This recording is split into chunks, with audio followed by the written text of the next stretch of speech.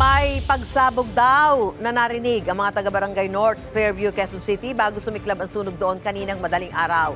Ang iba pang detalye sa unang balita live ni James Agustin. James?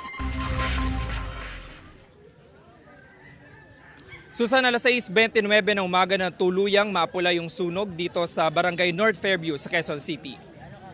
Ginising na nagangalit na apoy ang mga residente ng Rand Street pasado alas 4:20 kaninang madaling araw. Mabilis na kumalat ang apoy sa magkakatabing bahay na gawa sa light materials. Itinasa ng Bureau of Fire Protection ay ikaapat na alarma. Nasa 43 fire truck ang rumisponde, kabilang na riyan ang mga fire volunteer group. Ayon sa mga residente, nagising sila na malaki na ang apoy. May narinig pa raw sila ng mga pagsabog. Ang ilan walang naisalbang gamit kaya nananawagan sila ng tulong.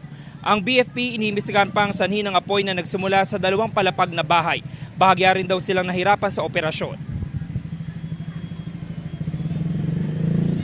May mga double parking kasi sa mga kalsada, maliliit yung kalsada natin, yung mga wire ng kuryente natin, yung mga fire truck, yun lang naman po talaga. Pero yung mga, aside from that, wala naman po, established naman po ang ating water dito, established na yung pag-relay ng water natin, na-suppress naman agad yung fire. Sa kalsada lang po talaga tayo nagka-problema. Bigla may sumabog, akala ko wala lang, may nag-aaway. Yung pala pag ginising ako ng aso, kasi tahol lang tahol. Then after nun, sinilip ko sa terrace, yun na, lumiliyab na talaga. Ang malaga, sir, kami ligtas kami. Unang pinapasalamat ko kay Lord. Pangalawa, yung aming mga importanteng mga papeles, lalo na po sa pag-aaral ng mga apo ko kasi mga nag-aaral pa po.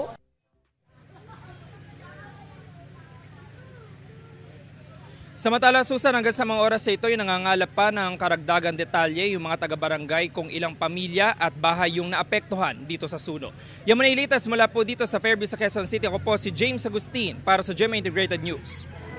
Igan, mauna ka sa mga balita, mag-subscribe na sa GMA Integrated News sa YouTube para sa iba't ibang ulat sa ating bansa.